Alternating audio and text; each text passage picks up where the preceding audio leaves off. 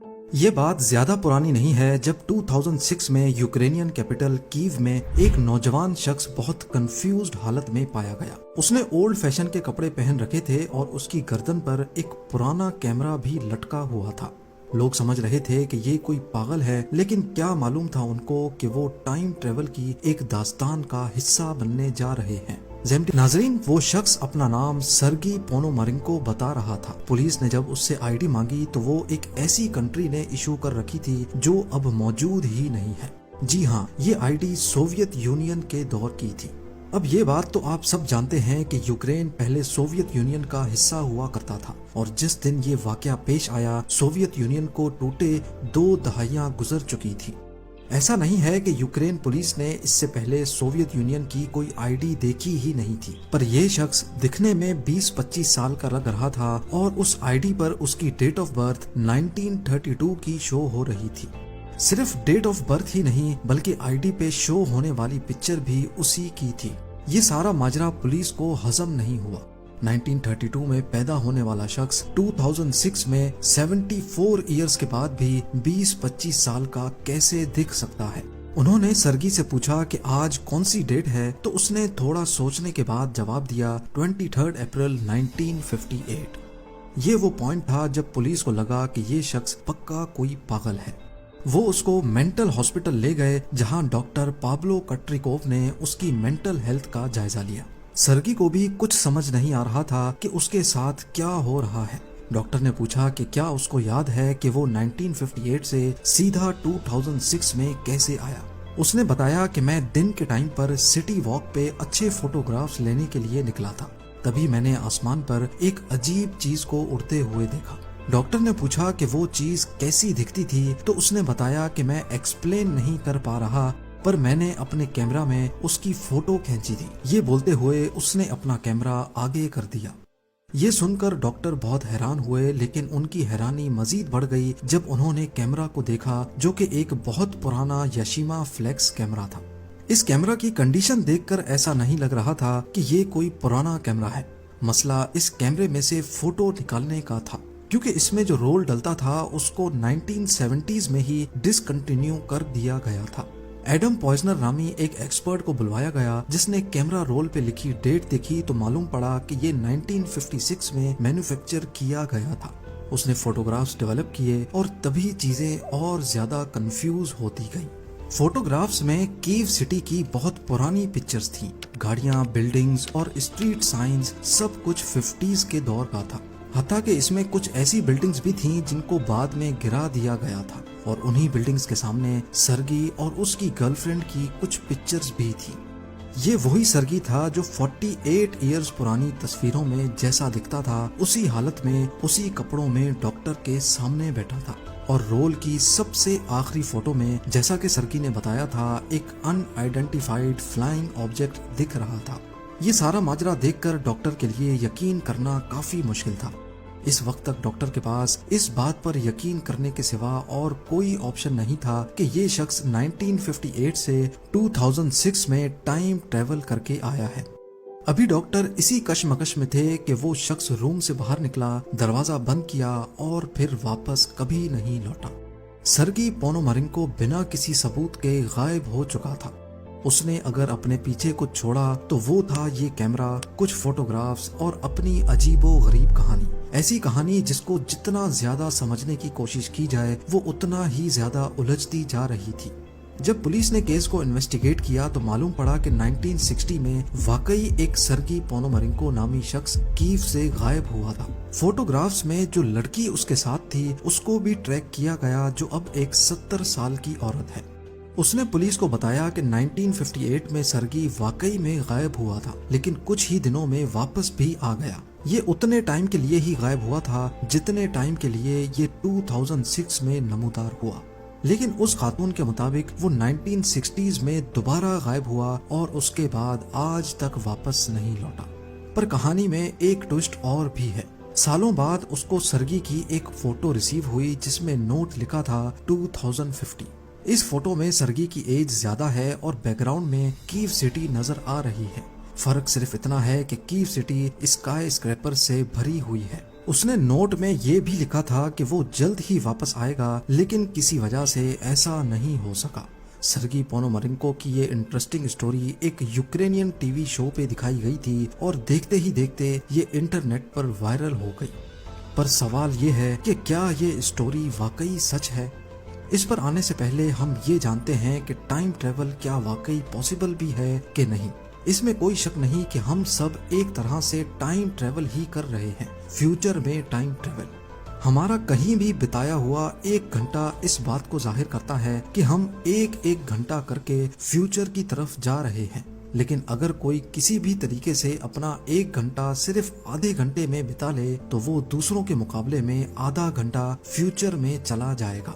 इस कॉन्सेप्ट को पहली बार एल्बर्ट आइंस्टाइन ने अपनी स्पेशल रिलेटिविटी की थ्योरी में दिया था, जिसके मुताबिक स्पेस में टाइम एक जैसा नहीं गुजरता, बल्कि ये डिपेंड करता है ऑब्जेक्ट की स्पीड और उसके मास पर।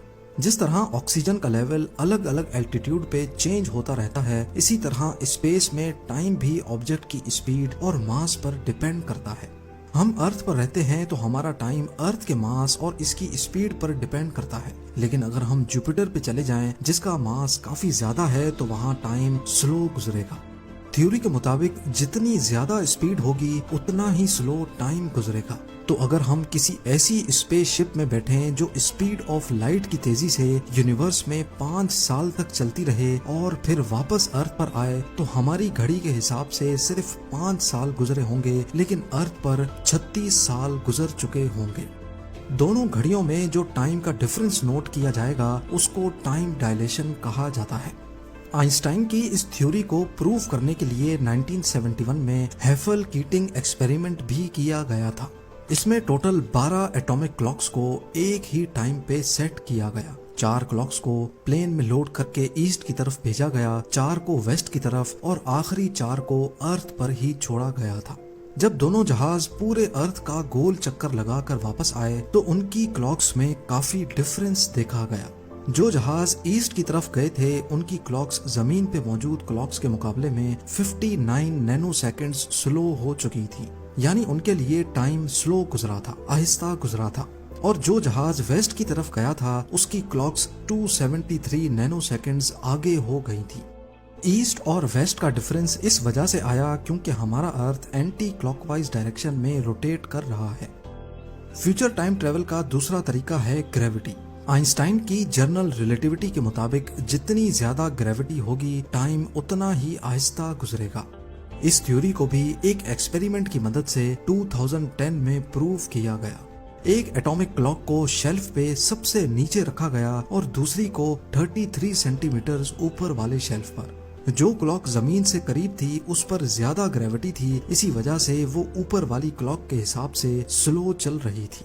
ये डिफरेंस बहुत ही कम था क्योंकि 33 सेंटीमीटर इतना ज्यादा फासला नहीं है। पर यह बात तय है कि अगर हम किसी ऐसी जगह पर चले जाएं जहां ग्रेविटी बहुत ज्यादा हो, जैसा कि ब्लैक होल में, तो हमारा टाइम अर्थ पर गुजरने वाले टाइम के हिसाब से बहुत आहिस्ता गुजरेगा। इसी चीज को इंटरस्टेलर मूवी में भी दिखाया गया है, जहां वो लोग एक ऐसे प्लेनेट पे होते हैं जो ब्लैक होल के करीब होता है। वहां गुजारा जाने वाला 1 घंटा अर्थ के 7 सालों के बराबर होता है।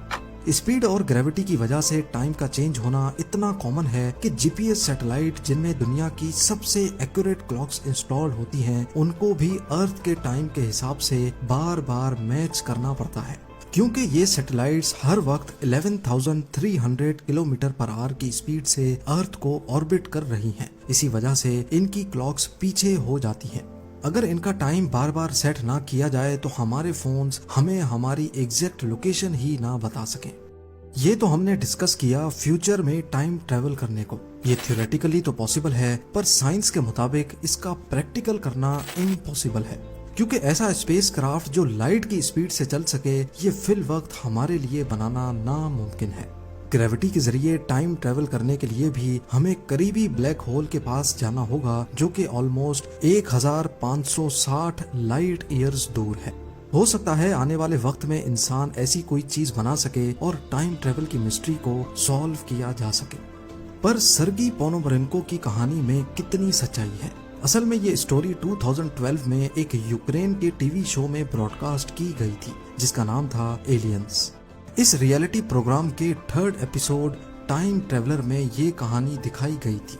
सर्गी पोनोमरेंको की डॉक्टर के साथ सीसीटीवी वीडियो में एक बहुत बड़ा लूप होल निकल कर सामने आया। इसमें जो डेट दिख रही है वो है वेडनेसडे 23 अप्रैल 2006, लेकिन कैलेंडर पे देखा जाए तो ये संडे का दिन बनता है। इसका मतलब है कि वीडियो अलग से रिकॉर्ड की गई थी और टाइम स्टैम्प बाद में ऐड किया गया। इसके अलावा सर्गी पोनोमरेंको की आईडी पर जो स्टैम्प देखी जा सकती है, एक्सपर्ट्स का मानना है कि ये स्टैम्प उस दौर की स्टैम्प से डिफरेंट है।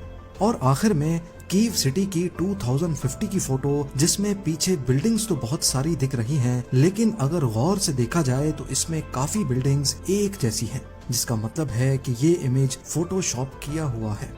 इस इंसिडेंट से मुतालिक जो भी पुलिस इन्वेस्टिगेशन दिखाई गई, इनका रिकॉर्ड कहीं पर भी मौजूद नहीं है। और अगर डॉक्टर पाब्लो कट्रिकोव इतने फेमस डॉक्टर हैं तो इनका नाम इंटरनेट की किसी भी वेबसाइट पर क्यों नहीं है। बेशक ये स्टोरी बहुत वेल प्लान थी, लेकिन इंटरनेट यूजर्स का मानना है कि ये सिर्फ शो की रेटिंग के लिए बनाई गई थी। टाइम ट्रेवल के टॉपिक में कंफ्यूजन तब पैदा होती है जब हम सोचने लगें कि अगर फ्यूचर में टाइम ट्रेवल किया जा सकता है तो पास्ट में भी किया जा सकता होगा। इस कॉन्सेप्ट को भी काफी सारी साइंस फिक्शन मूवीज में दिखाया गया है, लेकिन साइंटिफिक कम्युनिटी का मानना है कि ऐसा करना पॉसिबल नहीं है, क्योंकि ये जन्म देता है पैराडॉक्स को। मान लें कि आप किसी टाइम मशीन में बैठकर 10 साल पास्ट में चले जाएं और उस टाइम मशीन को ही बनने से रोक दें, तो फिर आप यहाँ तक कैसे पहुंचे? इस सिचुएशन को टाइम ट्रेवल पैराडॉक्स कहा जाता है। 2009 में स्टीफन हॉकिंग ने एक पार्टी अरेंज की जिसमें वो अकेले मौजूद थे। इसकी अजीब बात यह थी कि इस पार्टी की इनविटेशन उन्होंने 1 साल के बाद पब्लिक की और कहा कि अगर कोई टाइम ट्रेवलर है तो 1 साल पास्ट में जाकर वो पार्टी अटेंड कर सकता है।